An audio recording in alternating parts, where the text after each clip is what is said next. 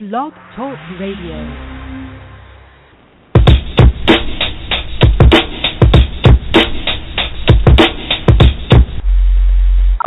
Please take all the necessary precautions to protect your constitution while listening to this broadcast. 3, 2, 1. Coming to you live via the internet. It's time for Rage Against the Regime. Let's get ready to rumble!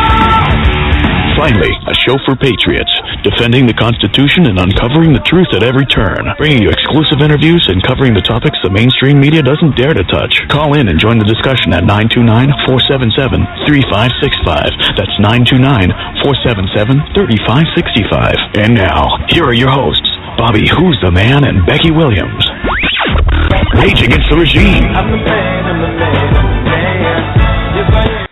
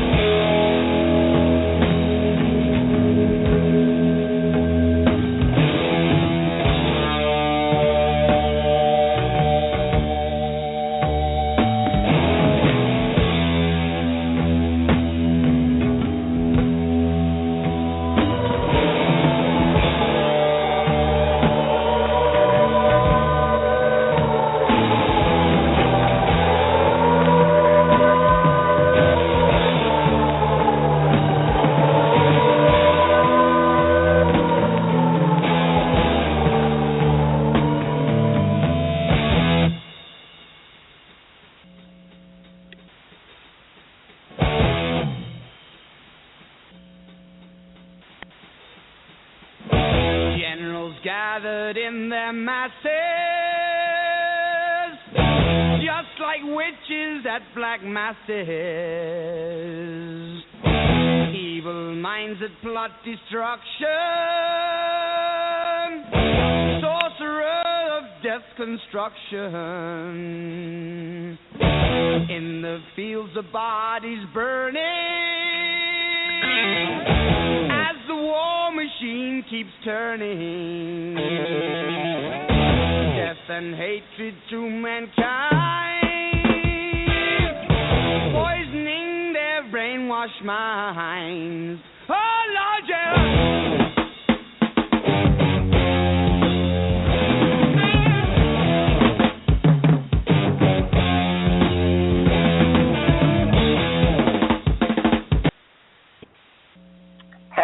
This is your host, Becky Williams. I want to welcome you to the Rage Against the Regime podcast.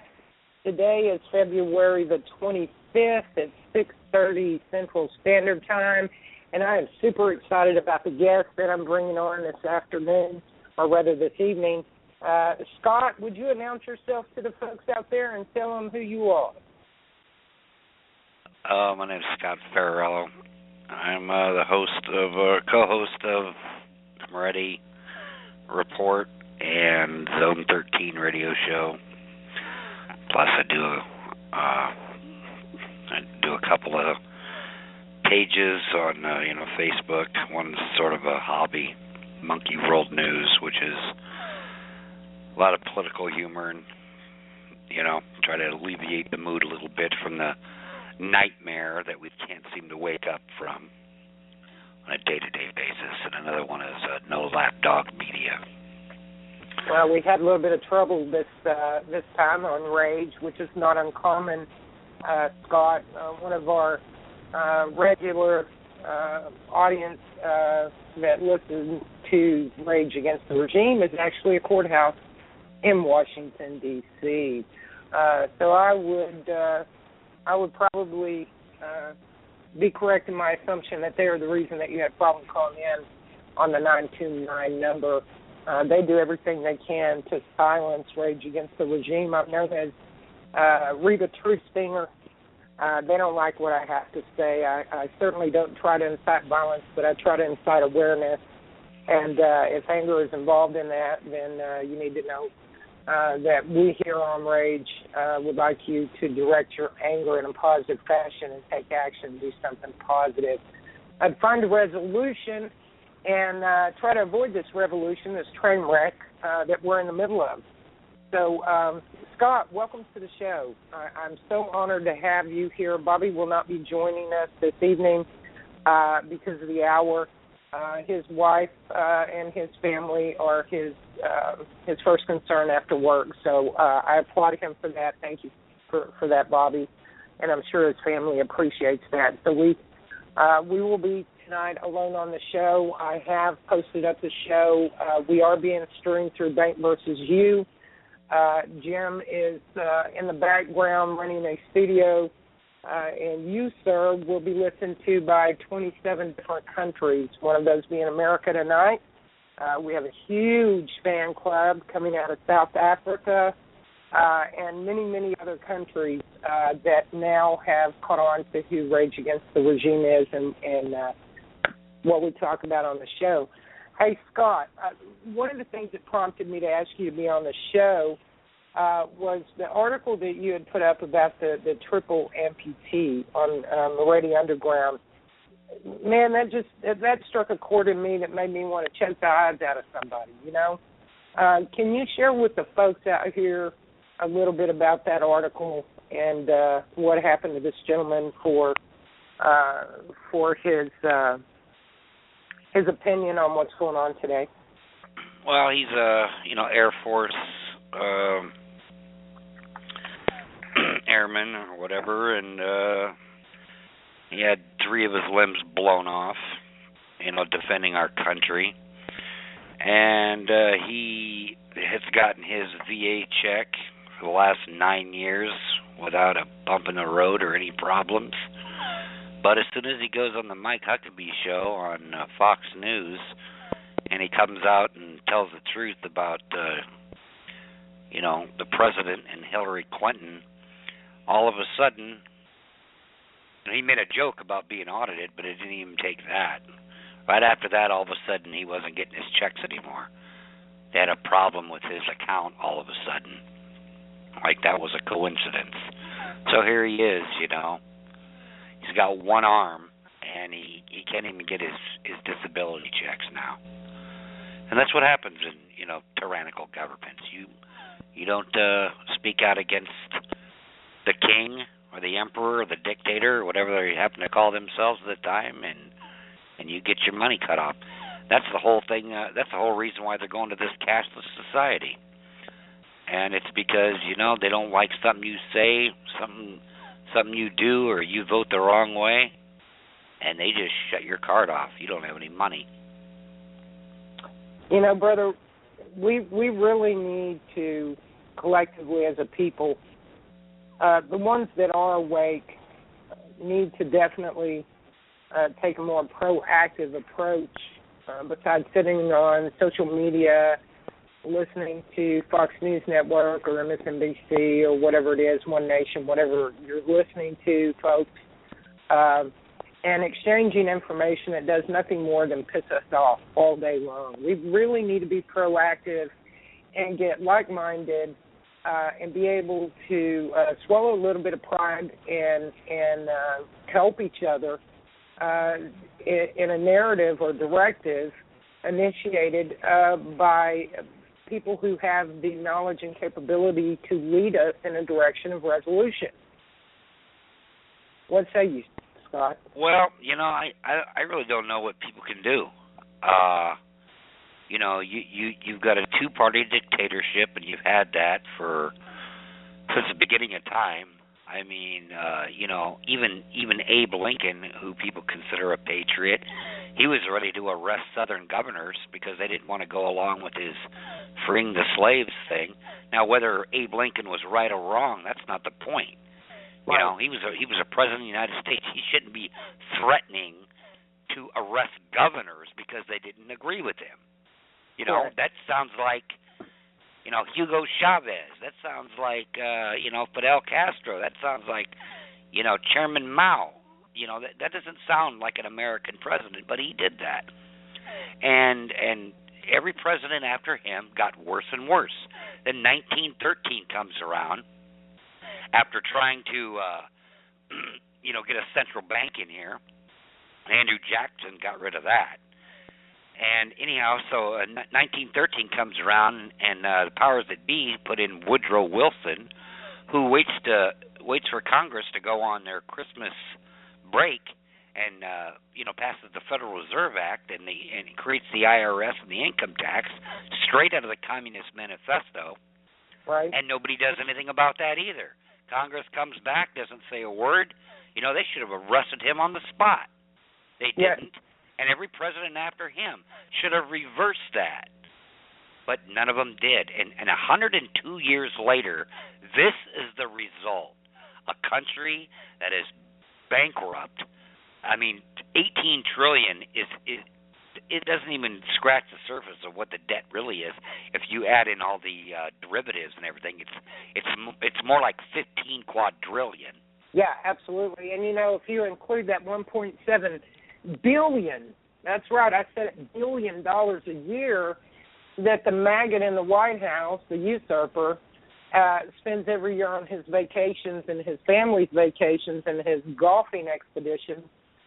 That's a lot of money. That $1.7 billion could do so much for our homeless veterans and other areas where the people are truly suffering. Homeless in general. We have more empty houses that are being bought up by corporations like Halliburton and Vaught and the DHS and the government. They've come in and purchased those empty houses for capital gain. And now I hear that this administration is strong-arming. There's a huge transition in banks that took place this week concerning depositors and penalties for large depositors, which is actually the government doing a couple other things on the backside that people aren't seeing. The people are going to have to go to the government to buy houses. That's why they're buying up these properties. It's part of Agenda 21. And this is so disturbing to me, Scott. I mean, seriously, when are we collectively as a people going to rise up and stop the absolute insanity that we're witnessing? When will we stop allowing, that's the key word, when will we stop allowing them to crucify our military men and women? When will we stop allowing them to create wars that they're funding both sides of? That's right, creation and funding, and then sending our children, our sons, our daughters, our mothers and brothers and sisters and fathers. When are we going to stop allowing them to send them to the slaughter? I don't see it happening. I mean, because number one, the powers that be, they don't have an original idea. They just use old playbooks. And, they learned very well. I hate to use the old Hitler analogy, but, it works because Hitler found out a long time ago in those camps that he only had to have half the guards he normally had if he put enough fluoride in their water. It makes you docile, it makes you weak, it makes you not care. And they've been putting fluoride in our drinking water now for over 50 years. People think that's a conspiracy theory. It isn't. I mean, just Google it. They brainwash you with TV. People aren't hurting enough to get up off the couch, and until they're hurting enough, they're not going to do anything, because people will learn to live with less and less and less. If they have good reception on their TV sets, they can watch football, a couple nights a week and drink a six-pack of beer, they're pretty much good. You're right. And you know what? I had that very discussion today with a couple of folks and with my business partner on Boss, where we talked about it. Until it's a tangible threat, the people will allow themselves to sit in a pot of water that is being brought up to a boiling point, like frogs in a pot, where complacency is absolutely going to be the assured death of America. And many are going to die. Many have already died. We also did a show recently and we talk about it frequently, the GMOs, the fluorides, like you spoke of, the GMOs, and now you have Michelle Obama herself, Fatty Cow Tutu, who wants to now dictate what we buy at the grocery store. She feels we, as a population, are not eating enough fruits and vegetables, i.e. poison, by GMO and Monsanto, and it is just a maddening circle. The impact that I've tried to make, first you tell the public to try to awaken them, and you know this because you broadcast, you run a news blog, so you understand this. We're about awakening people up. We're about stepping out to the front, taking the bull by the horns, no matter what the cost. We do this without fear. I know I do. And I don't give a damn who I piss off. I don't care if it's the population or the government. I'm going to tell the damn truth, period. That's it. In the story, it's going to be said. And with Monsanto, I've even gone to the degree of this. You work hard for your money. You work hard for your money. You got little kids. You got a wife. You got a family you're taking care of. And you're very proud about being able to supply the means for them to be able to sit down at a dinner table and enjoy a home-cooked meal. Now let me ask you something, Bob and Jan, whoever you are. How the hell did you feel tonight when you fed your kid an ear of corn and you busted your ass for and you poisoned them with things that will cause tumors, cancers, and other diseases in their little bodies, that is breaking down their immune system and attacking their flesh? No, you can't see it. It's a silent killer. But the fact of the matter is this. I've educated you and asked you to go research yourself, and in your laziness and complacency, you've not done so, or you would not have sat down at the table and said that to your children. If I come to your house and I say, hey, pardon? There's almost nothing you can feed them nowadays, though, that isn't poisoned. I know. I mean, everything. Everything is GMO. I mean, breakfast cereals are the worst. Yes. I mean, even the places where you go that say that it's organic, they're either just lying to you, or they're being bought out by GMO companies. The FDA, and whenever you get a government that is this big, corrupt, and untouchable, you are going to get this sort of tyranny. But what it is the average person, a good law-abiding American doesn't even comprehend that there are people this evil out there on a mission to kill you, even though all the elites have written books about it. It's not like they're hiding it. Right. I mean, Bill Gates' father was a big eugenicist, and he was basically given that Microsoft company to quote unquote discover in his garage or whatever, just so he could use all these billions of dollars to continue what his father was doing, poisoning people with vaccinations. He's a huge, stockholder in Monsanto. And, I mean, it's all population control. And they don't hide it. They don't hide that fact at all. Just read any book by Ziggy Brzezinski or, Henry Kissinger. Calls everybody a useless eater. And they're at the end game now, and they really don't care who knows it. And this very last thing is this push for FCC control over the Internet and the airways, because, your show won't be on anymore. My two shows won't be on anymore. And they'll be able to use the server providers, and they'll say, hey, we'll give you a tax break if you don't let the Drudge Report, come through your server, and all the conservative media and all the alternative media will dry up and go away, and all you'll have is people like Brian Williams lying to you 7 nights a week, and MSNBC and Al Race Bader Sharpton, and anything that isn't state-run, you're not going to get. And they're already doing it. They're already doing it in China, and Bill Gates was over there learning how. That's within that 332-page booklet that they won't show Congress or won't show the American public. That's going to be voted on tomorrow, by the way. Yeah.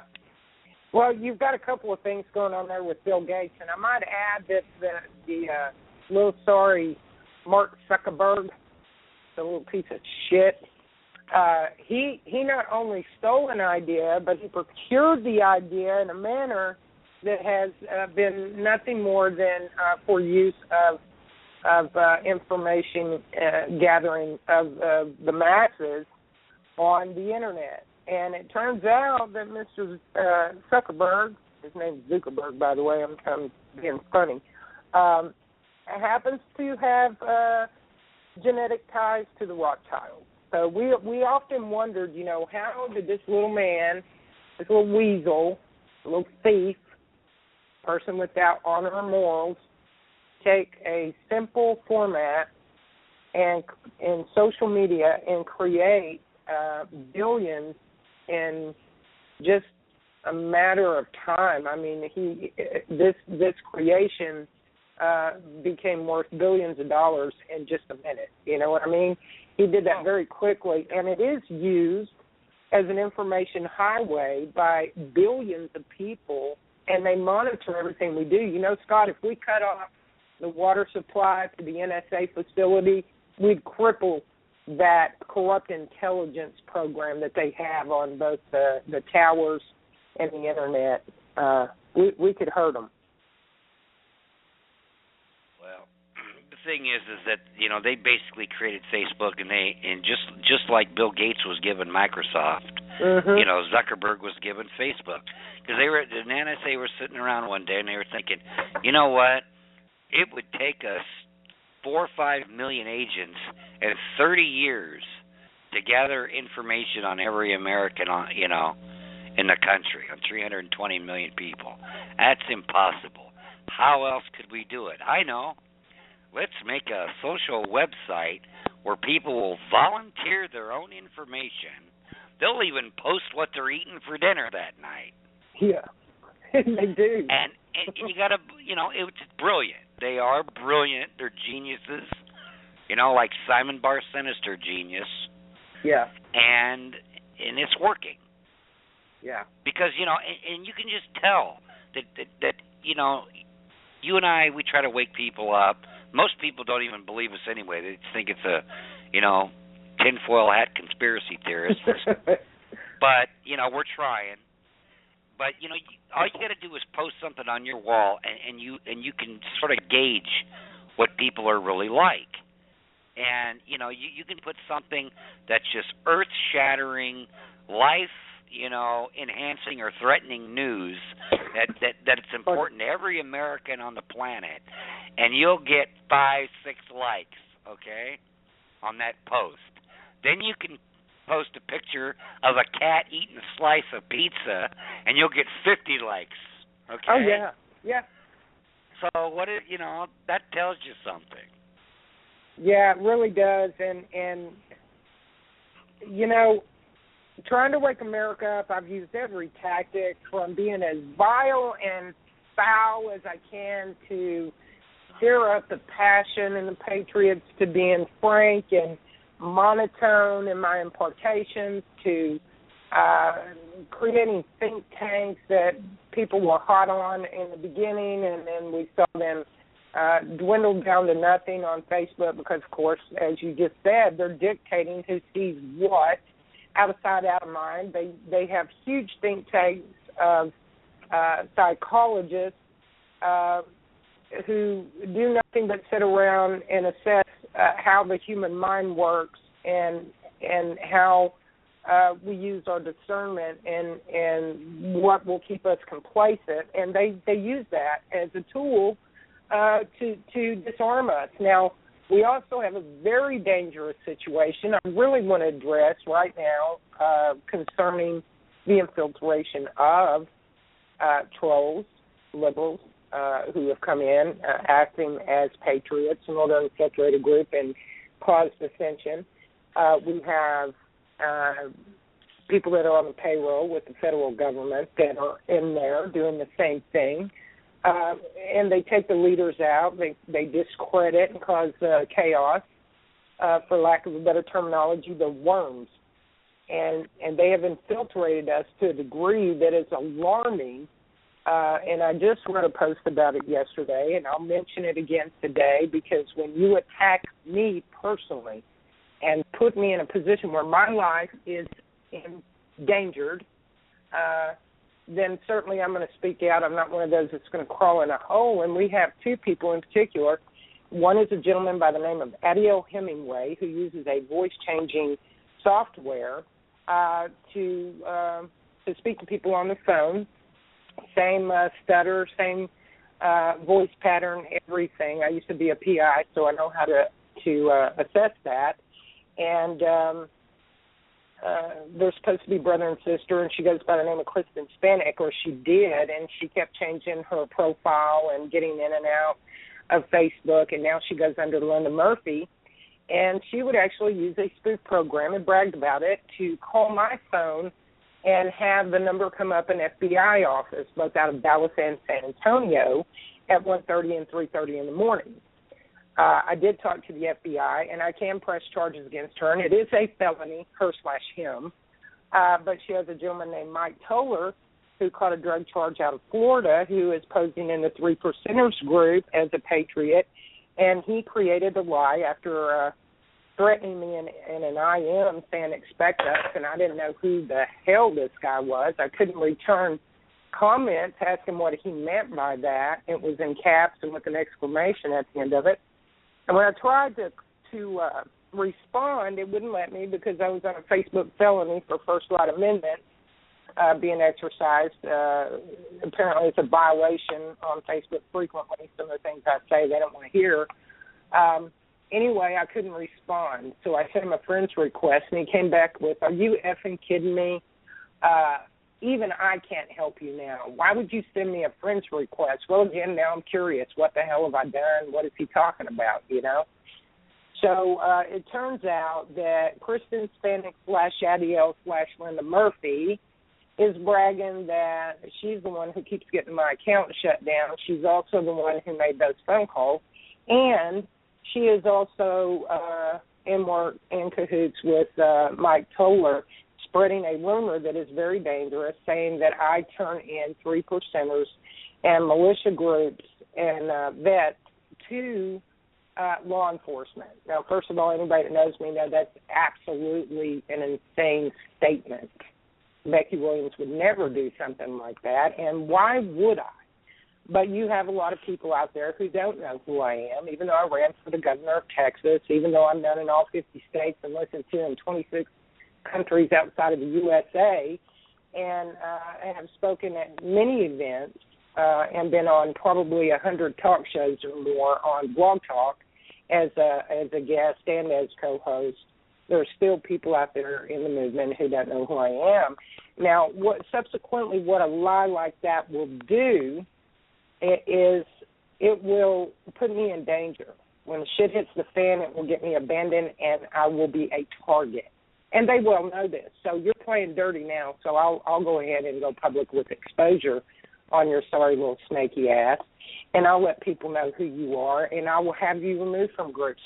And the way that this is done is what this particular person will do is they reach in with a helping hand, eager to assist in whatever major movement is going on, whether it was the Bundy Ranch or American Spring or whatever, and they get close to the leaders, and then they do little shady things. And I know this to be a fact because I knew Adiel for 2 years before I figured out who Adiel was, but I knew him as Kristen, and then Adiel started making phone calls to me, and I noticed that it was the same voice pattern and the same stutter and the same verbiage that, you know, was being used, and I put 2 and 2 together, and that's whenever I quit having anything to do with her, and that's /him, and that's whenever he started doing what he was doing with the FBI thing on my phone. But anyway, I more than one occasion would be on the phone at a late hour, and she would say, as Kristen would say, "Be quiet, don't say anything, let me make this phone call." And then she would brag about how she taped them. She would try to trap them into saying something that might be even slightly miscrewed, to try to discredit their character and use that tape and use that information amongst the other patriots. And I personally witnessed that. So I know what her antics or / his tactics are in this little battle, and it's very consistent with the FBI handbook on how to infiltrate and cause a disturbance within the Patriot movement. We've all seen the handbook. It's been passed around. So I'm going to take this opportunity to expose those dangers. And certainly I wouldn't have given it a second thought, because idiots are idiots and people can think whatever they want to think. But when it puts my life in danger, I have to step up to the plate and I have to go, okay, all right, let's do something about it. I don't know anything about anybody like that. Pardon? I said I don't know anything about anybody like that. I've never heard those people before, but you will hear them eventually, because they are out there. They're like the Dinah Saber, who has several profiles, Kristen Stanek / Linda / Adiel, Mike Toller, who has 3 profiles. These people are dangerous people, and whether he's being used by Adiel as a front runner to cause dissension, or whether he is actually operating on his own accord and is a part of that program, it's neither here nor there to me. But I will let you know that before I put a target on my head, or allow you to put a target on my head, would be a better way to put that, I will certainly expose you, because you're dangerous. You're dangerous. You continue to destroy people and cause drama, and we can't have that in this program. Yeah, like I said, I've never heard of them, but I stick to my groups, and I got enough to worry about. I used to have this news page, No Lapdog Media, where it's got 31,700 subscribers to, and you'd be able to reach 10 million people a week. But Google and Facebook, they just rewrite the algorithms, so none of your messages get out anymore. I mean, it's like a fraction of it. And if you noticed, now you can actually pay them money to boost a post. I mean, that's the stuff that I'm focused on. Basically, is trying to get the information out. Yeah, why we still can. But. Right, and that's such a difficult task. We have done everything from, it really keeps you busy. And I don't know how much effort you personally put into going outside of your comfort zone and posting up what you feel is very significant and important to, 150 different pages, or texting it to your friends, or putting it on the wall, or I have spent endless hours getting out what I feel is of the utmost importance to people, because of that change in the algorithm and how they are dictating what is actually viewed in a social media network. And we thought Twitter was a great avenue to get information out on, but now we find out that they're also controlling the Twitter feed. Oh, you know what? I never got on that. It is just it's a virus magnet, basically. Yeah. I fried computers trying to get on different sites that were, Twitter type networking, and it's not worth it. And I used to post every day. I used to post on my wall, all the important news for that day. But when you got 1,000 friends or more, and you're not even getting 50 likes off them, people just don't want to. They don't want to be depressed. They don't want to know, because they feel helpless. They feel like there's nothing they can do about it anyway. And I really can't blame them, because the biggest fraud of all is elections, especially national elections. I mean, that is as choreographed as the WWE wrestling. I mean, and if you don't believe it, just look at what happened last midterms. They threw all these Democrats out, put all Republicans, and what are the Republicans doing now? Nothing. Same Nothing. thing they were doing before. Right. Except now they're in control, and they could actually stop all this new stuff going on. Executive amnesty, they could have stopped dead in its tracks. They could stop this net neutrality. They could stop it all, but they don't, because it's like WWE. While they're on camera, they pretend like they hate each other and they disagree and they're arguing about this and that, and then off camera they're all at the bar or at the whorehouse together laughing it up. Oh yeah, what idiots we all are. Yeah, and showing each other their bank books so they can brag about how many millions they pilfered off of their corruption this past quarter. You know what I mean? Right.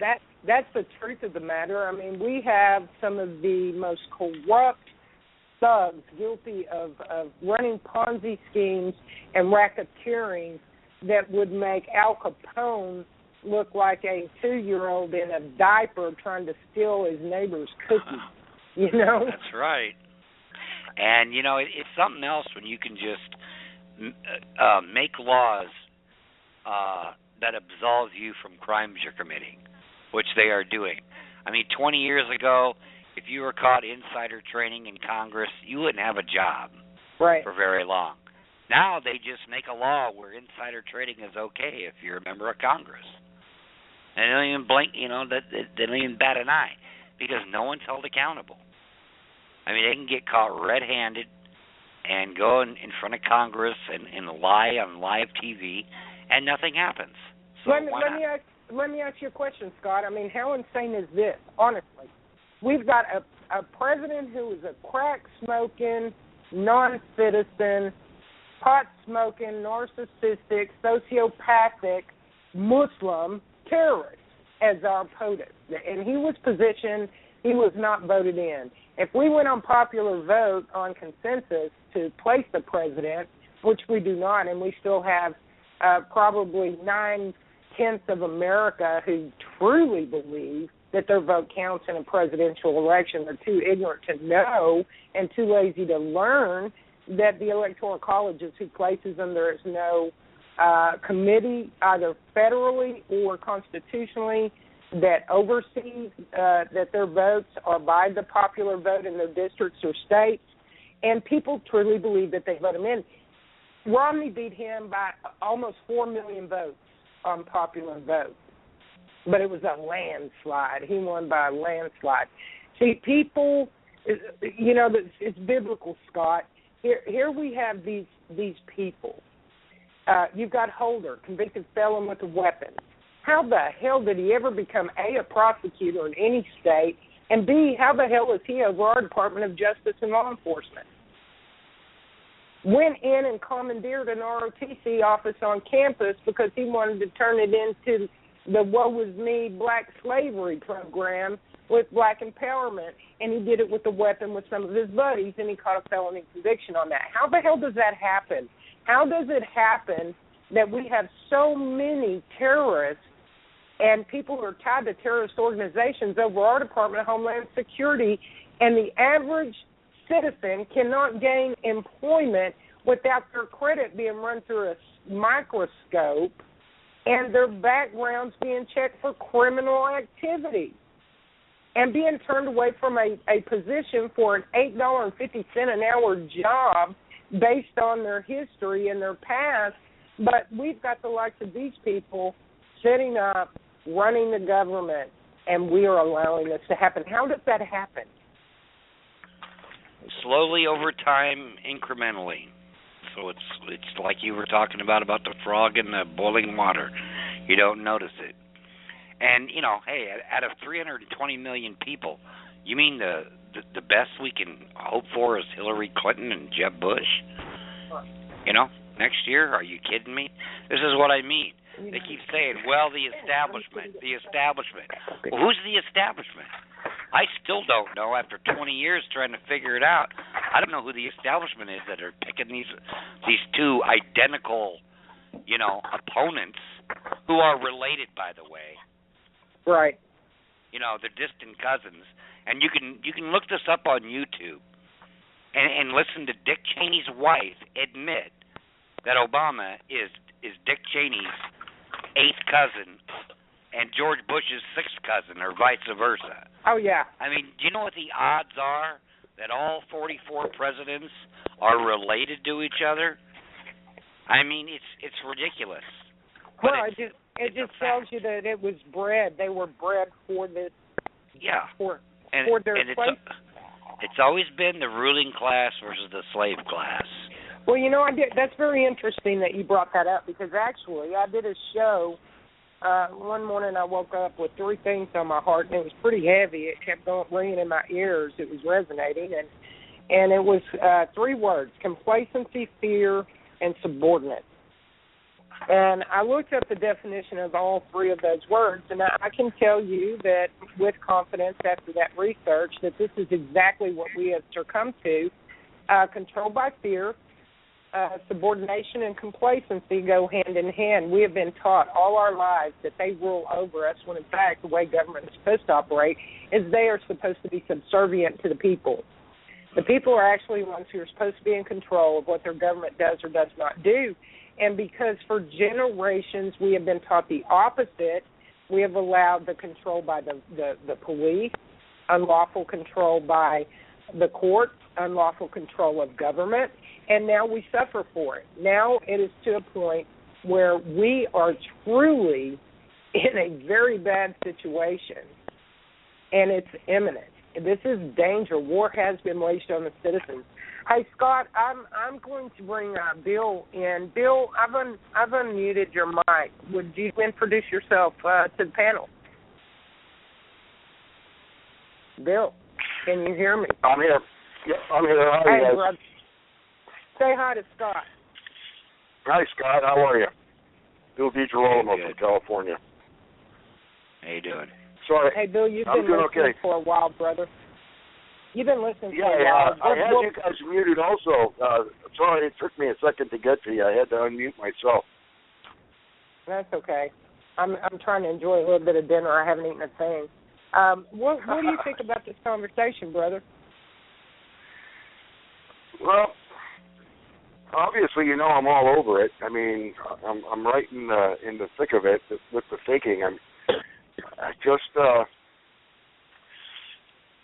The farther we go down into what's been tolerated and what's been allowed and the way it's actually worked, the farther down the line I get about how to resolve it. And, my position. I think the only way to resolve it is to remove it. And I think that one of the best ways that causes the least trouble is to get as many of these people who are in it to make a choice to, blow the whistle themselves and cross over the line and hope that their own convictions can be spared in assisting the people from taking this thing back away from these guys, because it's not something that we can just vote on. It's not something that we can just play down the road and hope to take a couple of steps back. It truly is something that's gone far enough to where, which was laid out in the very beginning after a long train of abuses, here we are, we the people, we're just not going to take it anymore. And it's not acceptable that at this particular point that they'll say, okay, well, we'll stop right here, or we'll give back a few steps.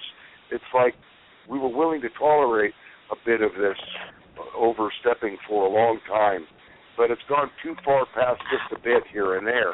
It's now a matter of, well, it's not good enough for you guys to just stop usurping us and doing us wrong, or it's not enough for you guys to, step back a ways and give us back some of what you never had the right to take in the first place. We're at a point now where it's just like, sorry, you're done, it's over, and we take it all back and put it to the original premise. The 18 powers that a national government was granted, not that, this is their power, we can't take it from them, and this is all it is. Even those 18 powers were granted, but anything beyond and outside that, there can be no compromising. It has to be operated fully under its format before anybody can come along and say, well, we'll amend this, or we'll change this, or we'll make this better. Well, how can that be done with something that's fully corrupted? You can't do that. You have to go back to the premise of it. And I don't see any other way to do this. I just really don't. There's a couple people who are seated within the positions of an elected official who have the opportunity with not too many steps to cross the line and fully blow the whistle. There are some retired generals who are prompting some of these guys, like a Trey Gowdy, to take the few steps more and present information or assist in blowing the whistle on the people who are involved and included in, for example, situations like Benghazi. And I heard just a moment ago you and Scott were talking about, Jeb and Hillary. But, Hillary, for example, and all of this stuff that's gone on with her, and how every step along the way, the last 20 steps were seemingly forgotten. But the fact is that there's massive treason involved with what she's done, and those steps can't be forgotten. And that information, if it comes out to light, or when it comes fully to light, it's been suggested publicly, and now it needs to be presented publicly, where these things are not a concern. So I think we're at the point with the entire whole of it to expose it factually and out in the open for what it actually stands for, so that we don't have to have a presentment by these people any further. And I don't know that many people who are seated within any portion of the government will survive it, although there can be leniency spared to those who step forward for the people and help us put it back on track. And I think that's the best that we can hope for. And if we unify ourselves to put ourselves in a position to at least protect ourselves, because we do face a coup d'etat at this point that is in the closure stages. You can't look at it really as anything else, that we can have a less violent outcome. And so that's kind of how I stand on that. I don't know if I was unclear in some areas, or if my thinking wanting to say things right left too many things out to be clear. No, I'll be honest with you, brother. We had this discussion, or I did, with someone else earlier today, and at the end of the day, you cannot deal with a lawless individual or entity with lawful action when the scale has been tilted too far to one side in favor of the lawless, especially when it is a governing body that has decimated your military, infiltrated every branch of government, and is controlling security forces, not just in America. You guys have to understand, this little bastard sits in the seat as head of Security Council for the UN. Think about his position, militarily speaking, and as far as the humanitarian aspect of this goes, he is the ultimate deployer of relief for disaster situations. He is the most powerful person since Pharaoh, to be quite honest. Yeah, I have some strong objections to the whole premise of the UN in the first place. Nations coming together is something that can always happen, but what the UN isn't the way to do it. Just like America can be at the aid of anybody we choose to, and can present ourselves to the world any way we choose to, just not through this corporation pretending to be our government. We cannot be reflective of them at all anymore. There's too much risk and there's too much corruption. We are not who we have allowed to represent us anymore. And we haven't been for a long time, but it's never been so dangerous to just allow it to continue as it is today. The consequences of war in the past to gain the position that they have presently, the consequences of war presently are too much greater than the consequences have ever been in the past to allow this to continue. And we have to kind of risk that very danger to stop it from surely occurring if we don't. Scott, what's your thought on that, brother? I don't think there is anything that this country can do. The president, Congress, they're all middle management now and have been for a very long time. Council of Foreign Relations, Trilateral Commission, United Nations, they're all calling the shots. And they have decided a long time ago that it's China's turn to rule. That's why all of our industry all moved to China or India or somewhere else. That's why they've opened up both sides of the borders for a North American Union instead of North America and individual countries. Okay, even General Petraeus came out and said, after America comes North American Union. I mean, they've all wrote about it in their books. And now, this president has disseminated the military to a point where we can't even, fight two wars at the same time. He's letting gays, transgenders, women Navy SEALs. I mean, things that they wouldn't even talk about 20 years ago. And it's just a matter of time. And people think that, they get Ted Cruz or someone in there at the helm, boy, he can really turn it around. He's not going to do anything either. I mean, I like him as a senator. He makes good speeches. He sticks up to this idiot in chief. But, bottom line is his wife works for Council of Foreign Relations and Goldman Sachs. Hello. So, right there. Yeah, and he doesn't have the birth status to be president either. I mean, it's just the way it is. I mean, 20 years ago, we needed George Patton, in that spot. Not George Bush, part due, And his daddy was the first one that was preaching this NWO crap and started handing over American sovereignty to the United Nations. Yeah, Becky, I've been talking for the last couple of years about this, the conversion, and that's why I always bring up what we're facing as a coup d'etat.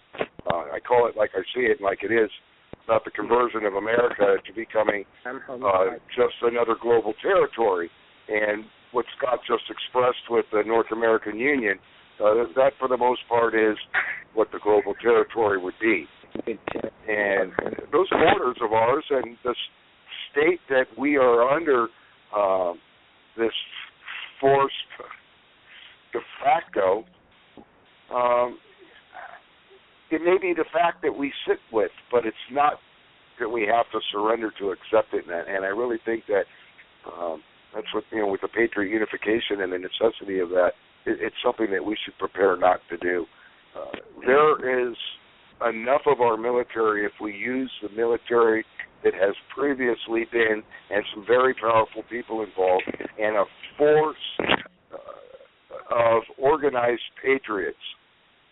And quit considering all the people that aren't on board and that don't know what's going on or that they don't agree with us, because for the most part, the majority of those people are the ones that sit back and take whatever's put in their lap in the first place and just leave them that way. But there's enough of us altogether otherwise in coming together and creating some unification and including and incorporating these recently retired or litmus officers and a substantial number of people in the present enlistment who are willing, if they have a body of us, to stand to make a proper choice in standing themselves to help us take our country back should we choose to do that. That's not to say that the powers that be and the elements that we face aren't dangerous, but most of their held power to commit the harm that makes them so dangerous, a lot of it's perceived.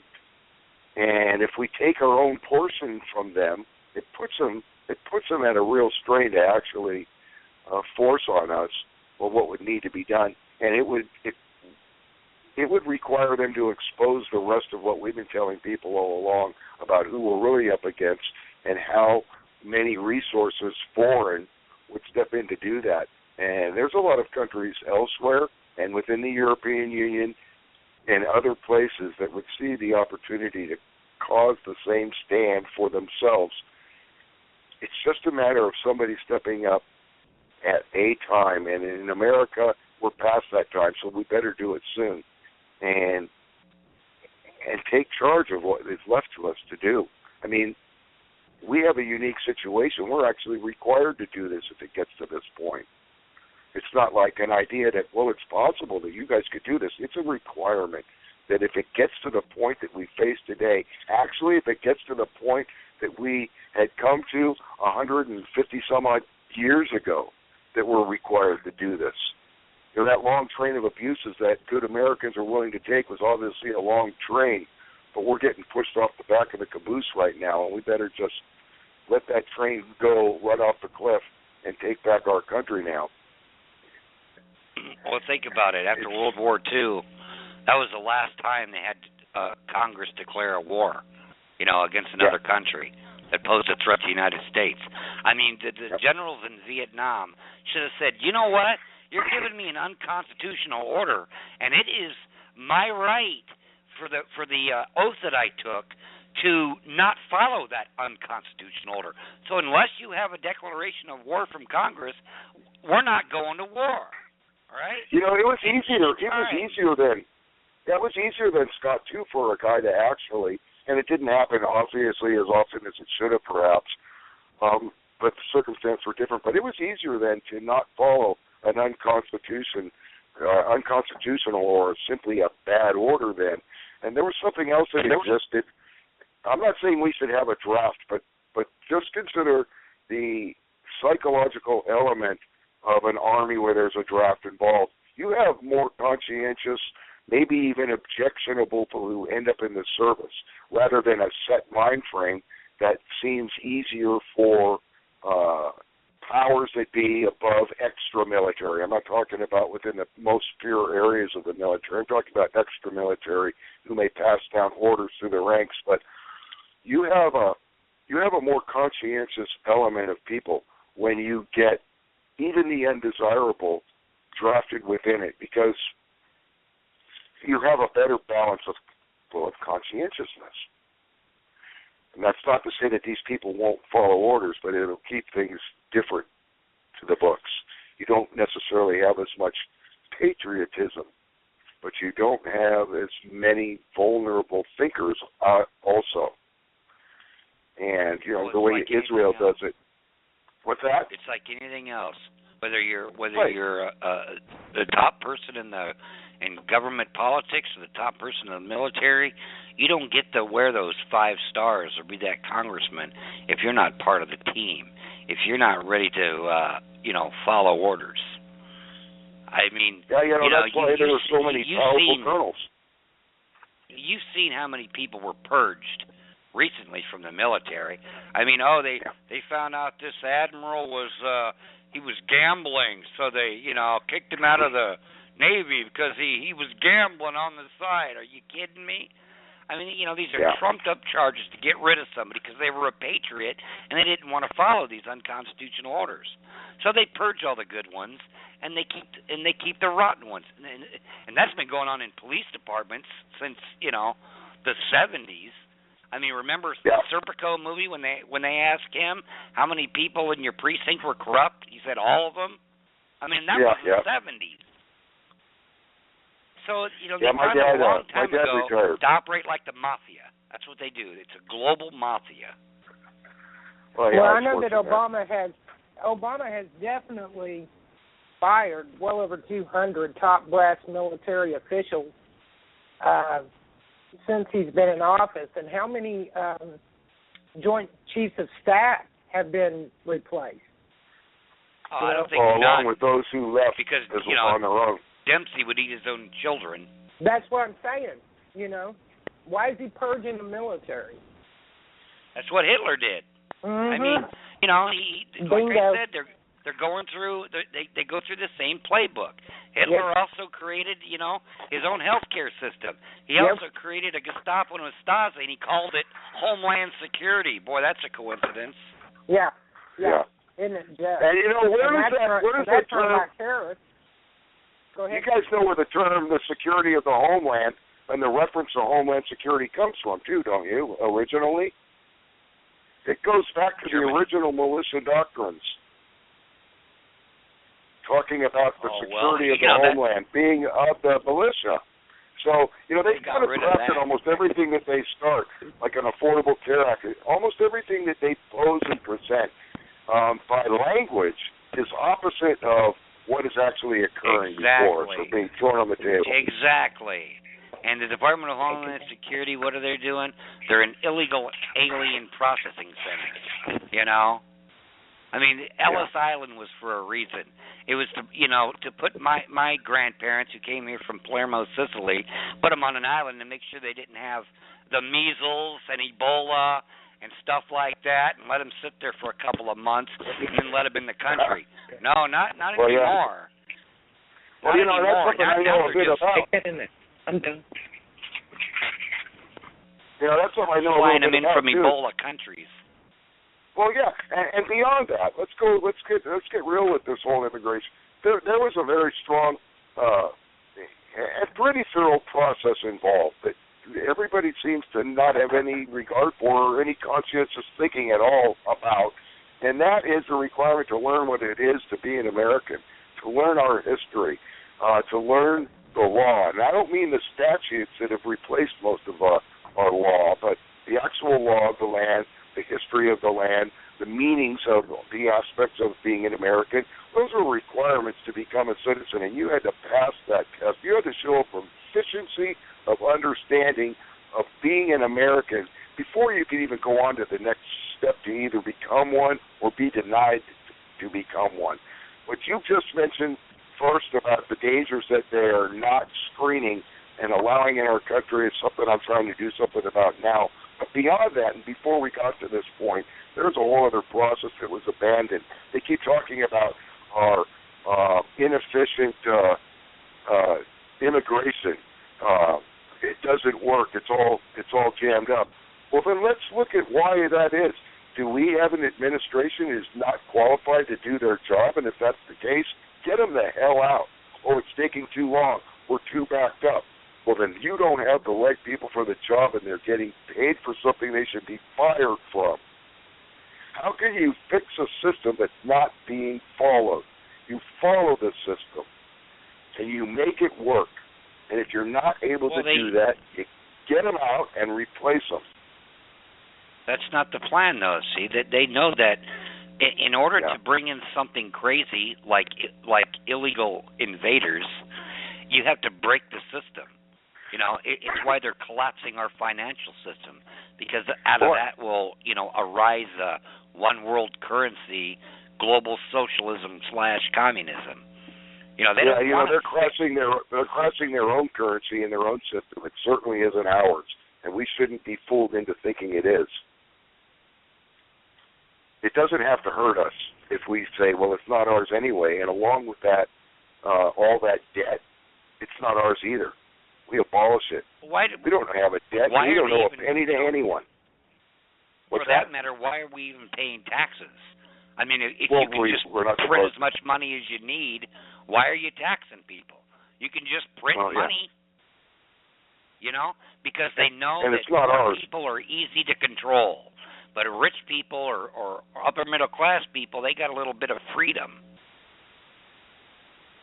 That's why they want everybody on the government dole, Oh, you know what? You voted for someone we don't like? Well, you're cut off. No government bennies for you. Yeah, well, you went on the Mike Huckabee show and said something bad about the emperor? Well, there goes your VA benefit check. And where do they think they get these benefits from in the first place? Everything that a person sustains their life with comes from any particular or all of the particular states combined. Every resource that sustains life comes from the states that we live upon. It doesn't come from some magic genie lamp that sits in the middle of D.C. that a few people are allowed to rub. It doesn't happen that way. It comes from every place that we exist within these United States. We do not require or need the resources of any other nation or to sell ourselves out for any other nation to have our resources, period. We don't need it. And if push comes to shove, it's not a matter of, oh, wow, we don't get it if the federal government gives it to us. Because think about it. We give 100% of what they take. And I meant it the way I said it. We give 100% of what they take. They can't just take it. And they're not entitled to it. We give it to them. We allow them to take it. And then we sit back in this prayer mode of begging and hope that maybe they'll give us 5% of that back so that we can sustain ourselves. How ridiculous is that if we give 100% of something and beg that maybe we'll get 5% back so that we can sustain ourselves? If push comes to shove, we already have everything and all the resources to ourselves. It's just a matter of putting our feet down and saying, no, it's ours. It doesn't mean it's not without risk. People's electricity is shut off and their beer supply is gone. Nobody's going to do anything. Well, that's the other thing, too. I hate to say We've allowed it. We don't need, and to be on a grid for electricity in the first place is probably the stupidest thing that a modern, intelligent, advanced civilization can allow today. Because it's the most inefficient way to produce energy from one place to the next.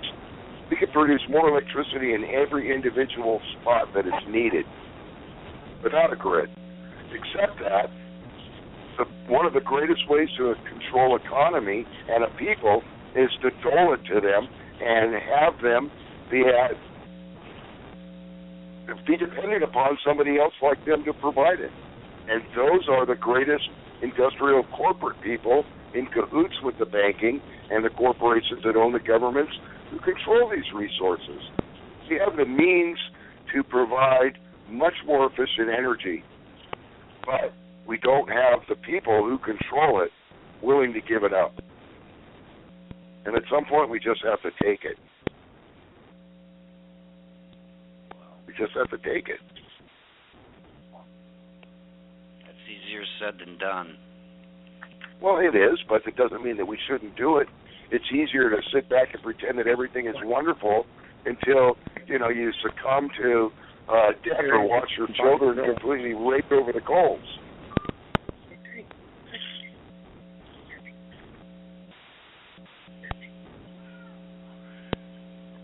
Are our lines being cut up?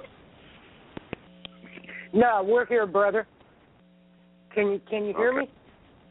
Yeah, I can. Scott, I just you heard the still lines. with us, brother? Yeah, I'm here. Scott couldn't even get in on the line. Every time he dialed with 929, Scott, tell him what would happen. I just got a typical automated message saying your call couldn't be completed.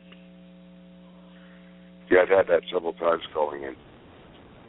Yeah, we've got some NSA, and I haven't said hello to him, but if you're starting to hear some interference on the line, they're probably going to jack with us here in a minute like they did on last show. I don't think anybody on Blog Talk is big enough to jack with. Yeah. But who knows? I mean, if I was someone like Michael Savage, I'd be more worried. Let me tell you what they've done. He reaches, millions of people a night. And there's a lot of times, he's a lot more brash than we are, Yeah, he is. But we have actually spoken to the administration, the support department, via telephone. Bobby has. And there was a couple of shows that they had instructions not to air us live when our show was coming up. And then there was 3 different times that we went in to find out where the archive was, and they simply told us it's not there. They wouldn't tell us who confiscated it, but you can guess who it was, just like you can guess who said don't air their show. So they do mess with us. They'll get on my board and play my music for me sometimes. In the last show, our guest came on from South Africa, Sunette Bridges. Within the first 5 minutes, I'm controlling the board, and all of a sudden she's speaking, introducing herself, and the music came on, and I'm like, hey, Bobby, cut that off, and he goes, I'm not doing it. So they like to just give me grief. They do that. Just like on Facebook, how they try to dictate our audience, but they're a little late on that one because we have a huge audience now. Well over 500,000 people are listening to us when we do our broadcast, and we're being streamed through other avenues with a secure board. So we've kind of countered their efforts to stop the truth stinging, but we just forge forward. I'm not worried about them. I always try to tell them hello when I know they're giving me grief. If they're listening in, I'll tell them, they need to see what their wife's doing. I'm pretty sure I heard her on a phone call with her best friend while they're at work. So, I always give them back a little bit of grief. We have got someone else that has been listening in. I'm going to go to that caller and see if they would like to add or ask questions, Scott. 937, I've opened your mic. You're on live. Who's I got? Area code 937. Hello. Area code 937. This is Becky Williams, Rage Against the Regime, with Scott and Bill. Hello, can you hear me? Yes, sir. Hello. I can hear you now. Who's speaking? This is Terry Fletcher. Hey, Mr. Fletcher. How you doing, brother? Hey, y'all. I just, Bill, you're brilliant, buddy. I'd make you a 5-star. And what you said, spot on. And while you were talking, and I've thought about this many times, I'm sure many others have, but just, for example, if a group of patriots just were to rise up and say, well, we're going to D.C., we're dragging their asses out, blah, blah, blah. I mean, just see, should that happen, mainstream media going, terrorists attacking the White House, Congress is under siege, the military has been activated, through the mainstream media to the populace, to those sheep that don't understand what's happening. And I think what's going to end up happening in this country, like the other nations that the powers that be are attacking Libya, all your other Mideastern countries, anywhere, put the guy in charge and we're going to take you out. Either you step down or we'll kill you. And they do what they want to do. Saddam Hussein, all the other dictators, now they might be bastards, but they were this regime's or this order's little bastards. I can't understand why more people aren't waking up to this. I really can't. Everybody's made excellent points tonight, and we all just seem to spin our wheels and get nowhere. And honestly, as I texted back earlier, and you said it, Bill, I think we've reached the point where there's only one recourse left. One. And it's in the Constitution. We are obligated. It is our duty to stand up, take this frickin' country back, and hang them sons of bitches. That's what I'm saying. I stay angry. Well, we showed great restraint to wait this long before doing anything about it. It's not that, we're this crazed group of uncontrollable, unthinking animals who just want to fight everything. We've shown great tolerance and fear to allow this to go on for so long as we have, but given what we're up against, to stand any longer and do nothing, it's just too dangerous to do so. Scott was talking about, we're not Mike Savage and we're not this and that and we're not as important, and that's for sure. But I think that we are much more influential than perhaps some of these people, because we can go many months talking about these issues before these other people who have these larger audiences finally pick up on what we're saying or talking about. Or the concept position that we come from, which makes it easier to realize and easier to take a stand on before those same people come and take that same stand themselves. And I don't mind, and I don't think any of us need credit for presenting ideas in such a manner that it's easier to see for what it is, and having somebody else with a greater reach be the presenter of that. As long as the action occurs, and the message gets across, and enough people can hear it to where we can start doing something about it.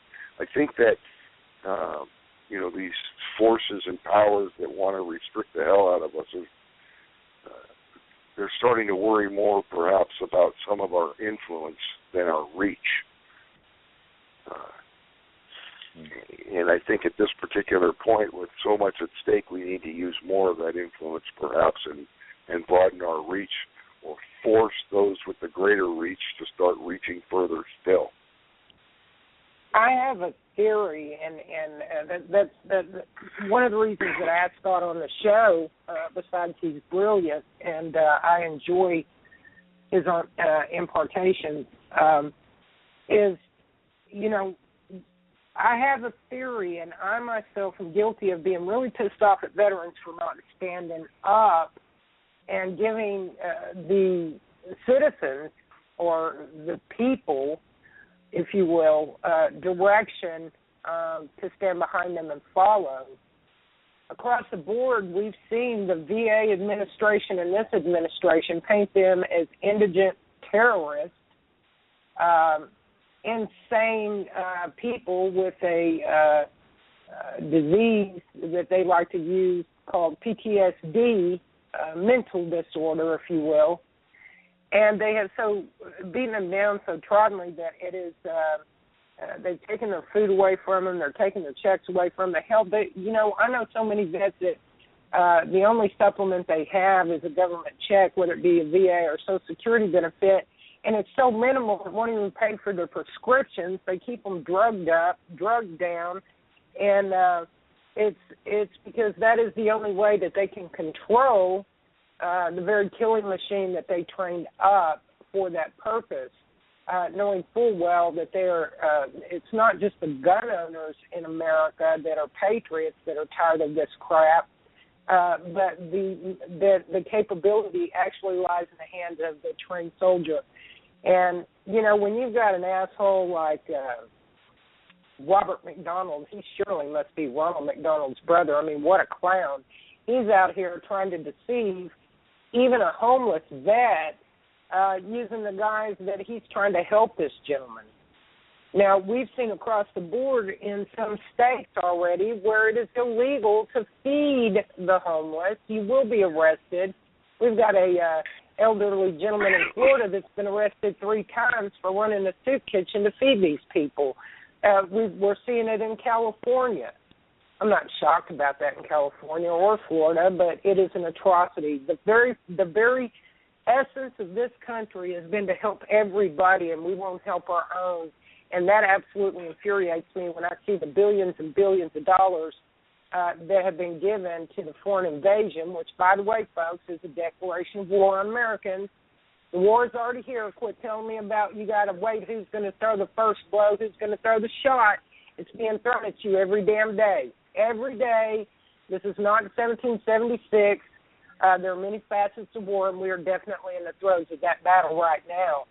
The question is, will you lay there and be defeated, or will you actually stand up and take some action to either find a resolution or help someone who is trying to find resolution to this situation that we're in?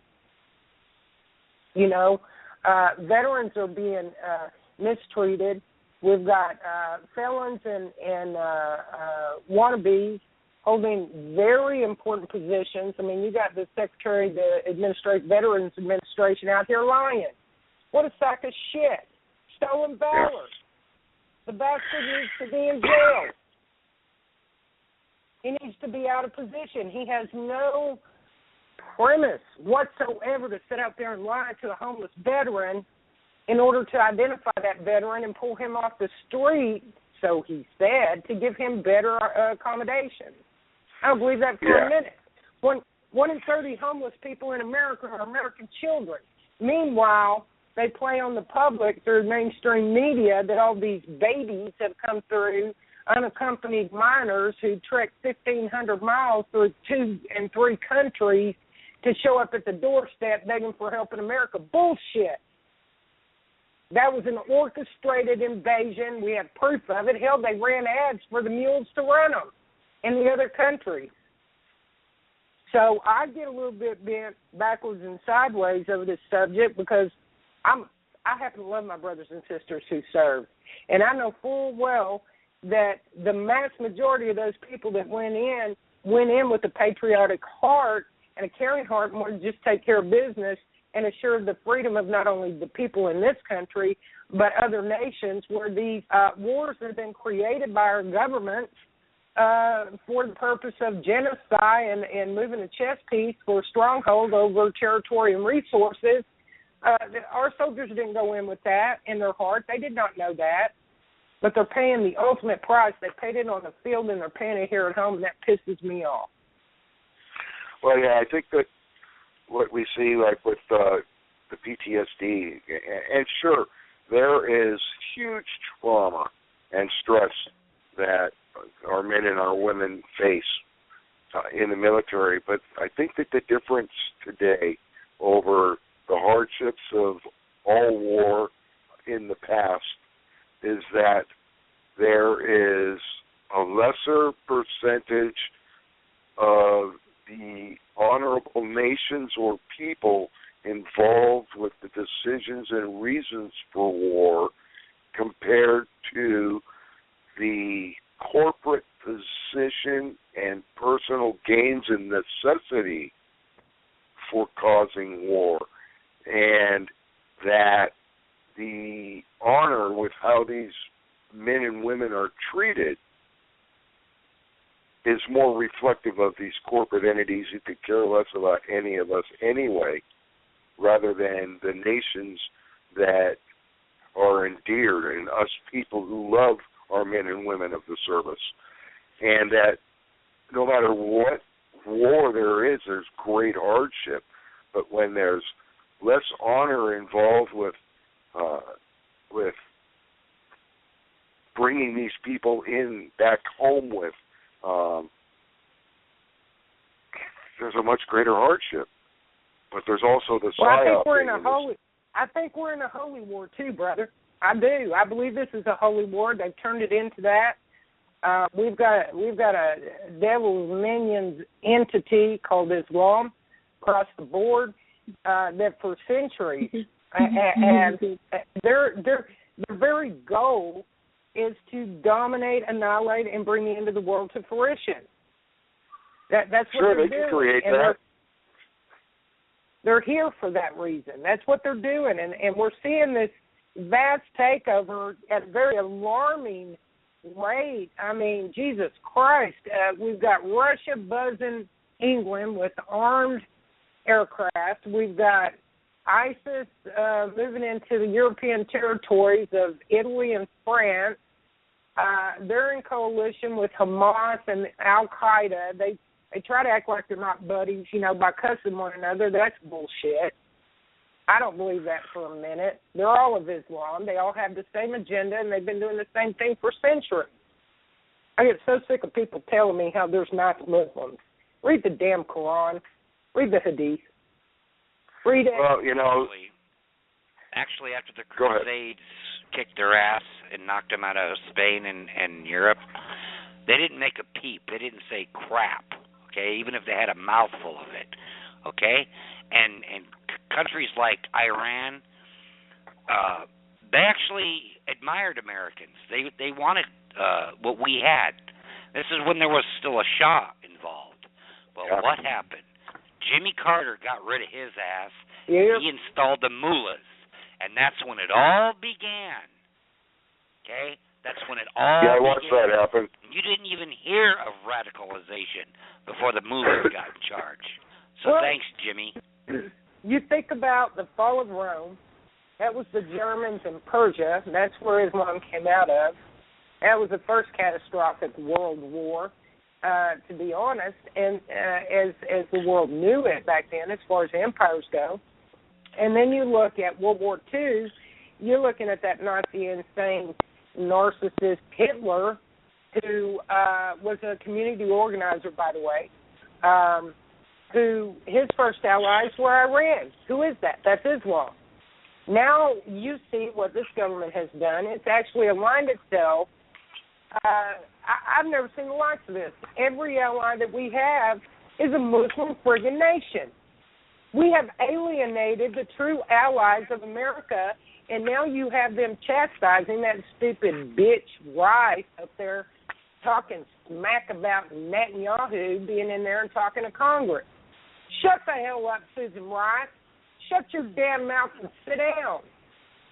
We don't care what you have to say. Netanyahu has every reason to worry about a nuclear weapon being used on the country of Israel. And she wants to run her damn mouth, her along with some other people. Who was it that called him a chicken shit or something? Who was that? One of Obama's boys. And, he didn't even give a public apology to the man. Well, there are a lot of issues in the world that need to be resolved, but I got a pretty strong position myself, and this is not that anybody else has to accept this as the golden rule or way or the way it should be. But for myself, I'm pretty strong on this, is that we need to resolve our situation here. Because if we're going to resolve or be part of the resolve anywhere else in the world, we can't let these people be part of it.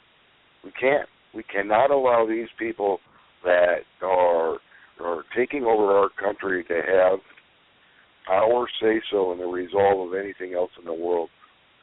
I think that a lot of the problems that are occurring everywhere, certainly all the problems that we're under here, be resolved if we remove them from the decision of America. And the thing is, right, is that the global power will have a lot less power if they don't have the American resources and warring capabilities power arm. If we take that away from them, their influence over the rest of the world will change instantly. I think, Scott, you follow Carol Ray and Gene Smith and some of the others who really dig deep on the financials and the ownership, concerning property and resources and the banksters. I believe that they think that they can be this transparent because they have already sold us out in many of those areas. What do you think? Well, they have, and you're seeing this audit the Fed thing now, and it could even come out where they said we're going to dissolve the Federal Reserve, and everybody's going to be yelling, "Yippee! I can't believe it! Oh, yoo-hoo!" What they don't realize is that the IMF has already got it planned to where it's going to shift to a global Federal Reserve type system. And, everybody's been touting this BRICS organization, thinking they're going to come in and save us, when in fact Goldman Sachs created BRICS. And if you go to their website, Goldman Sachs, they've got a plan going all the way to 2050. Okay? So this is all going to complete globalization. That's why the military in the United States has been disseminated. That's why he's weakness until we are like any other third world crap hole, okay? And China is going to be the lead in everything. They're going to be the new America, so to speak. They got 1.3, 1.4 billion people, so it's like America times 4, and they're going to start it off just like they did America back in the day, where they got all the manufacturing jobs. They're the ones doing most of the imports and loaning all the money, because we're flat broke. Yeah. So, Well, we're broke with their money, but we are wealthy with what we're capable of providing for ourselves. And that's why we need to get these people that are tied in with any of their global scheme the hell out of here. There's plenty of manufacturing that we would have here.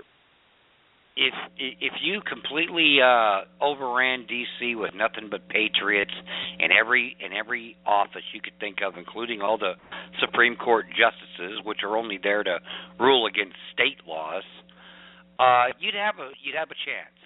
Yeah. Because there's enough oil in Texas to support us for 1,000 years without ever needing to use Saudi Arabia. Well, we already have the greatest reserves. We already have the greatest reserves.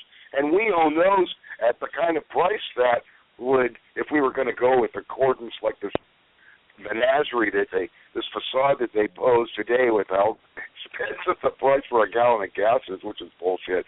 But if we were to go and use their formula to determine how much we should pay for a gallon of gas, with what we've paid for the majority of our oil reserves, we'd be paying 29 cents 30 cents, 47 cents a gallon still today. Oh, yeah. If we were to use those reserves.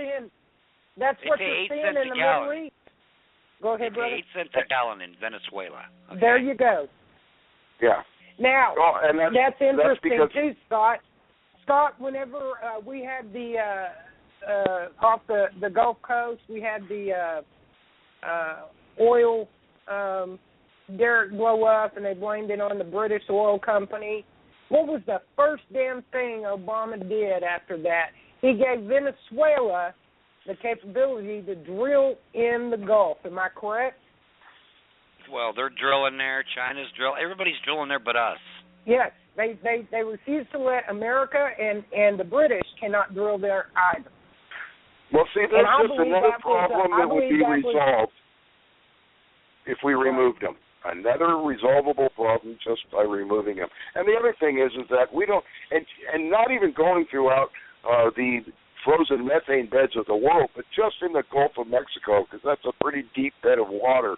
There happens to be, which is also an indicator that that ground well below it is oil rich, there happens to be gigantic beds of frozen methane, which there's enough methane there to power the whole world for 50,000 years.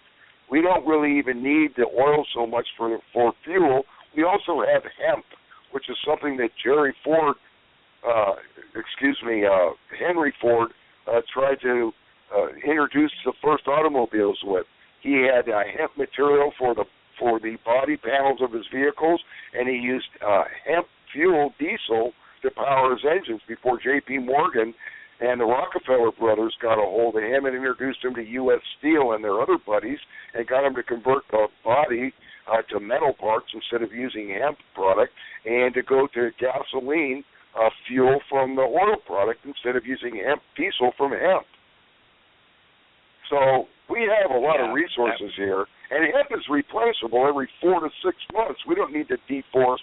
I mean, you see all these pictures in Europe. You see all of these in these the once most powerful nations of the ancient New World, so to speak, or the ancient world that led to the New World, where you see all of these rolling hills and plains of different grasses or crops or agriculture with very few forests. Those lands were once filled with forests, just like a good portion of America once was, but they were deforested mostly to build ships, for battle and for fuel, to burn for heat and whatever else they needed it for, to forge metals and to do everything. But nowadays, we don't even need to burn our trees. 1970s technology. Oh, absolutely. We're still hundreds of years older. You don't even need oil.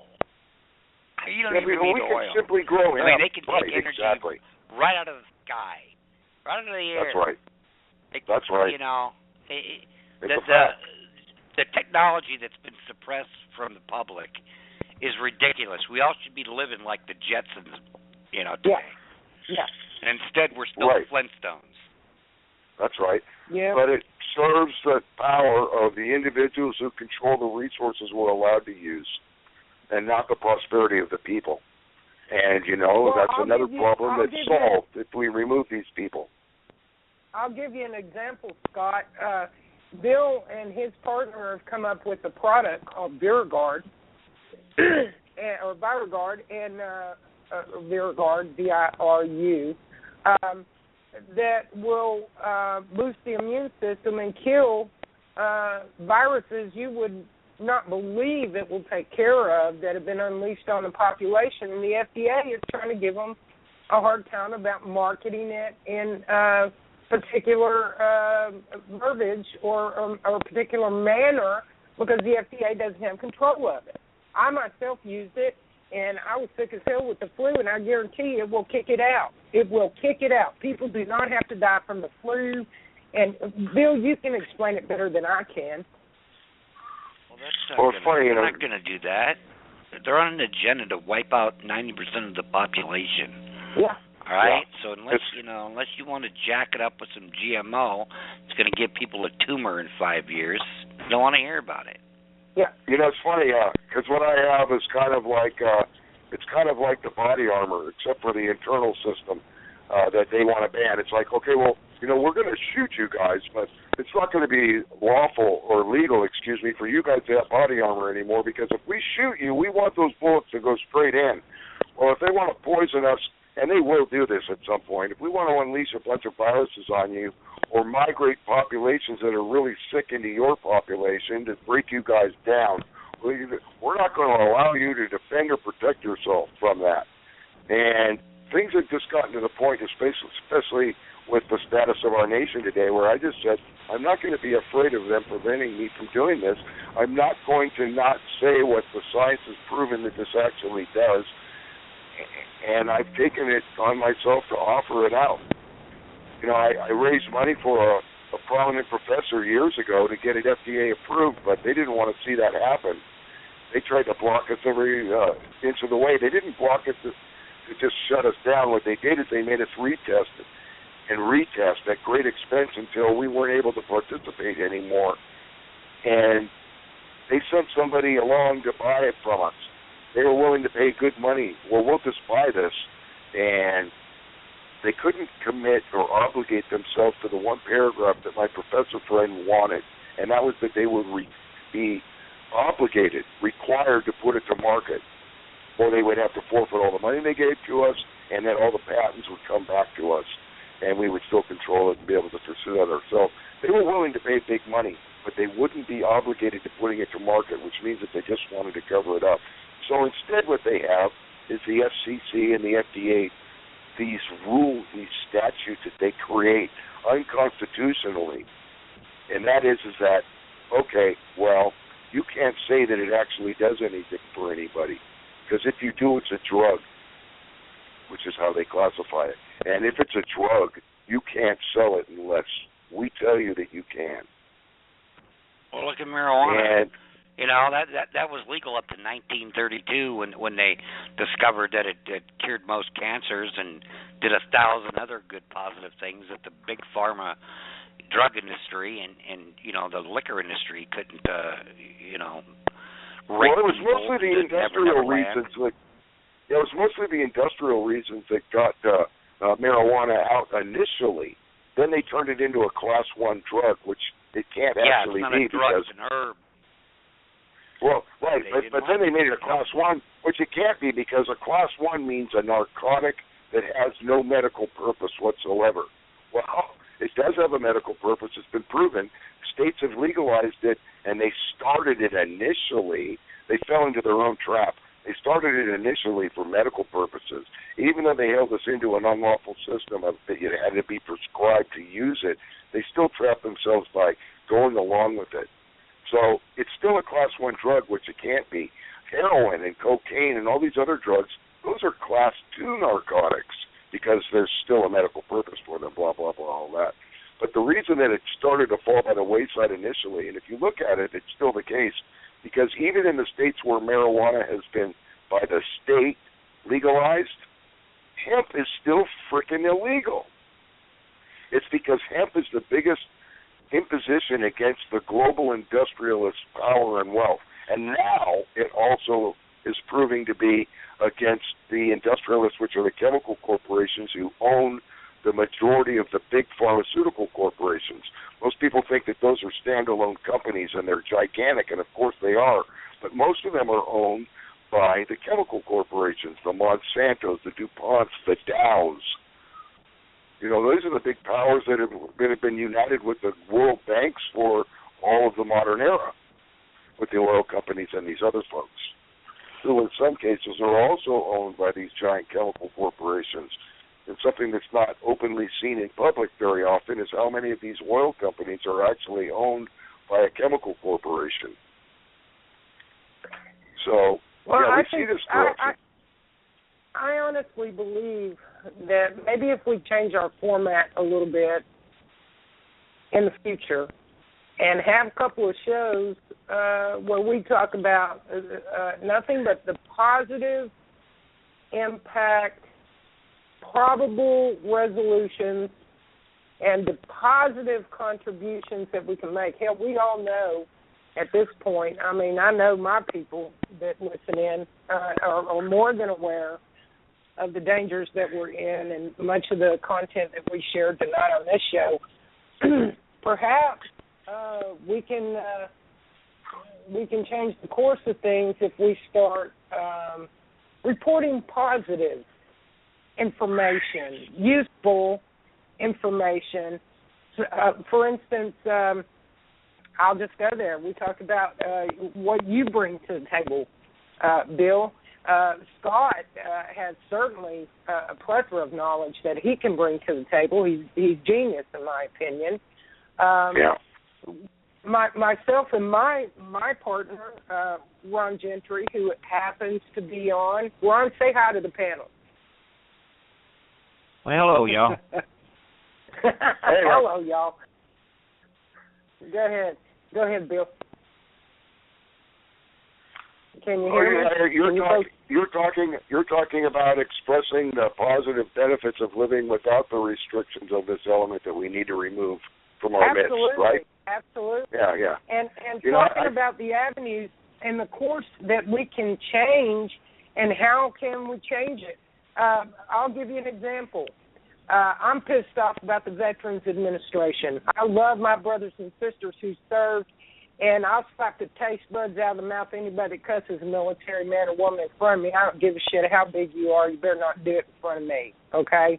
I'll go to jail for it. That's how bad it pisses me off. And I'm not a violent woman. I'm a lover, not a fighter, but I'll damn sure fight you if you want to fight. But at the end of the day, we have a program called BOSS. It's capital B.O.S.S, all in capital letters. We have 28 miles of beach on Matagorda Island off the coast of Texas. It's a barrier island outside on the waters outside of Texas. And we are starting a military-grade training facility, okay? And it is for the purpose of training up people for preparedness, first response preparedness. You know, people need to do that. But what we've done is we've stepped outside of the realm. This is going to be a state-of-the-art, nothing like it in the entire nation, that will be open to some civilian training, as well as law enforcement and first responders across the board, and some corporate programs that we have in place for employees for corporations. But what we do is we hire veterans. We employ the veterans as our trainers. They bring so much to the table that we want to be able to impart that. And when the people, the clients that come to our island, utilize the benefit and go through the courses, and believe me, we're going to put them through it. This isn't a day camp or FTX barbecue where you're all going to sit around scratching that sack at the end of the day when you only did 2 hours of work telling us war stories about how badass you are. When you go through our courses, you will know you have been put through a course. There's a graduating process. When you come out of the other side of that process and you've graduated and that's been cleared that you're proficient in that, you can step out with pride and know that you can be prepared for either a man-made disaster, God forbid, or a natural disaster in this country. And we are teaching on every facet that we can possibly teach on. Now, how does that help us? We have rotating trainers, so we are able to give positions to more veterans. There's a program in place in particular for the newly discharged veteran.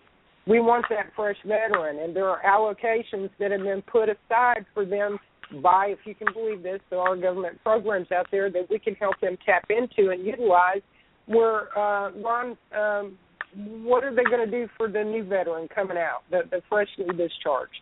What is that program? 1 year of what? Supplemental? Yeah, it's supplemental for a year for their pay scale. Sure. I mean, we step it up. We're stepping up to the plate, and then at the end of the day, we're not trying to get rich. We're not about monetary stuff. Hell, Ron's got everything he could ever want, and I know I do. I just need to make my bills and take care of my business. That's what I need to do. So we'll be set up as a not-for-profit organization where we can reach back out to the communities and help the homeless vet, help these people that are in trouble, do stuff for the Patriot movement. That's what we're doing. I'm doing everything that I possibly can. I would have to ask my listeners, what are you doing? What do you do today besides sit behind a keyboard and bitch and share information with the same group of people and nothing's getting done? You're not showing up at the events. You're not showing up at your congressman's office. Hell, you won't even gather in your own city on the last Thursday of the month to collectively do what needs to be done, which is to organize and to brainstorm resolutions. It's not happening. So what are we going to do? We're going to do something different. Now, Bill, you bring something different to the table. You bring a means to a healthy body to the table.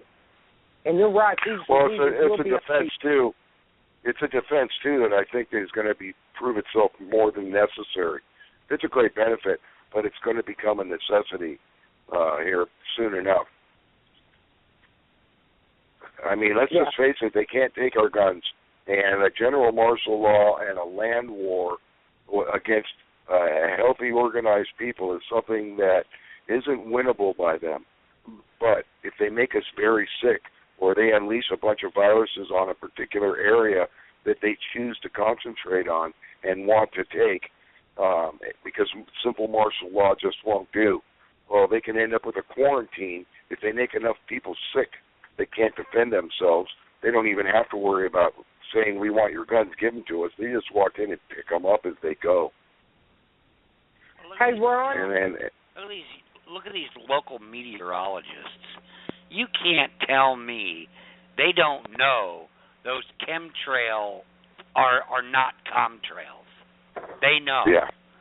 You know, they went to college for this crap.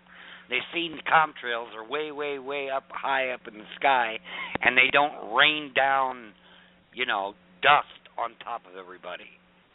And this has been going on now for, 20 years? Well, they're just wait. Yeah. The government's going to decide to stick Ebola or something in those chemtrails one of these days, and people are going to be dropping like flies. Yeah, they've already hybridized these viruses too. See, the thing though about nature is nature's a pretty funny thing.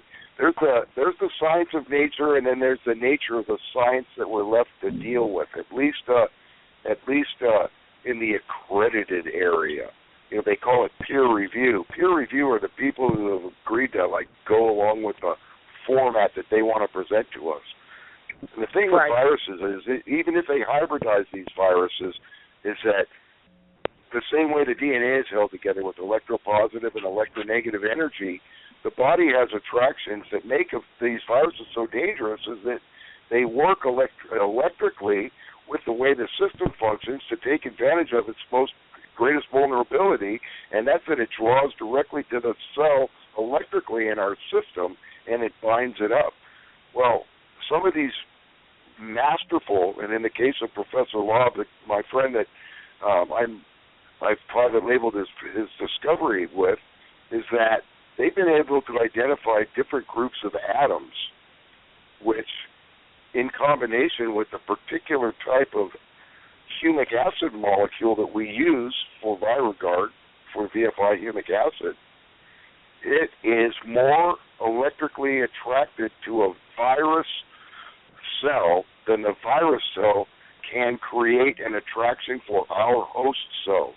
And it'll bind these virus cells up, and it'll stop them from being able to infect our cells, to interact and inject their RNA or their DNA, depending on the type of virus it is, and replicating. Now, if somebody's already sick and replication is already occurring in the body, well, then ViroGuard has to go in after the fact, and it has to attack these cells as they escape the cell wall. After replicating, they germinate within, and then they burst through the cell wall, and they go into the system to do the same thing. Well, then ViroGuard has to come along after the fact and then basically shut them down. And in 2 to 3 days, 4 days at the most, in the very worst cases, it's accomplished that. And nature works that way. But these pharmaceutical corporations, they corrupt the way nature works to serve a dependency on what they provide.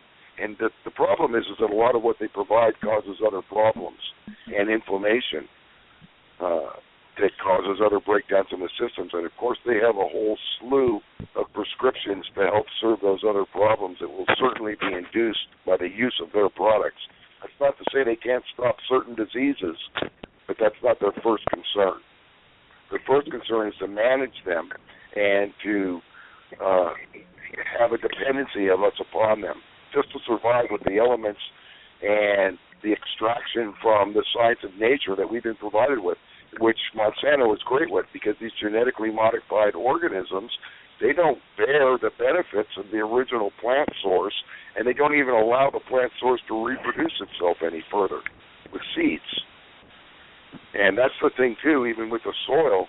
If a plant can't provide the nutrient value that is electrically charged properly for the body to benefit from it, you're no longer really eating what that thing by nature was supposed to do to benefit the body. And that's what I'm standing up against. And looking at the viruses, it started with the border migrations. You know, I was afraid that, and looking at them trying to disarm us, and looking at, you know, Agenda 21, this whole EPA thing, everything that we're seeing today. And I realized that at some point, and seeing them test the waters, at some point they're going to use the viruses to break us down. And depending on how much we resist, they will allow more or less of us to die under it before they just take us over. But if we can protect the patriots, at least, enough to stand up and fight, we can stop this. And that's why I took the risk of presenting it the way that I have. And there was some pretty well-informed people that helped confirm a lot of my worries and my suspicions when I began profiling this a few years back. You know, we were 2 and 3 years ahead of the news as to what we were worried about before I started releasing this product a year ago. So, you know, even measles. And measles, you know, I had to get a reconfirmation from the doctor. You know, it was just another staging of another disease that they could use, and how we reacted to it and how quickly it infected. But even the measles virus is something that, personally, I'm not concerned with, because with the ViroGuard, it's a quick fix. It's a quick fix. Yeah, but getting it out there, that's a whole other thing. Before we leave the show, I want you to give everybody your information so that they killing can... me getting it out there. Yeah, so that they can look at you. You know, yeah, my FDA, website's just... Go ahead. Go ahead, brother. No, go ahead. So my website's just about ready, but in the meanwhile, I have the Facebook page and I have the direct contact. The Facebook page is VFI humic acid, and it is HTTPS www.facebook.com/pages PAGES/VFI, that's Victor Frank Island, -humic, HUMIC, -acid, ACID, /1509 4910 5260 1357. My phone number, if you want to call direct, is 714-331-8587. And my email address is on the Facebook page. You can get that. StillDGirolamo@gmail.com. Hey, Scott. So, thank you, Bill. I appreciate that. Scott, would you give the listeners some information on you as well so that they can follow you? And Scott is such, like I said, he's such a plethora of knowledge, and he is definitely a patriot, and he's someone that I adore and have a great adoration for. I look up to him greatly. And I really would like the people, the Rage listeners, now that they've met you, I would really like for them to be able to follow you, sir. So if you wouldn't mind, give your information out as well. Well, the best way is probably just check out Joanne and I's shows Monday at 7 p.m. Central, Blog Talk Radio, Meridian Underground, and Thursday at, I believe 1 p.m. Central on called Zone 13. That's Zone 13? Zone 13. We'll be listening in tomorrow. I'd like to try to bridge you through sometimes when you're doing your show also to my audience. I certainly know that we can't form enough coalitions and get a broader audience listening on all of the Patriot shows that we have on Blog Talk. Scott, I'd like to invite you to come back and be a guest again on the Positive Panel show, and that's probably what I'm going to call it, and bring to the table, your solutions or what you perceive would be a solution in areas where we can get that information out to folks and start getting them on positive track to action.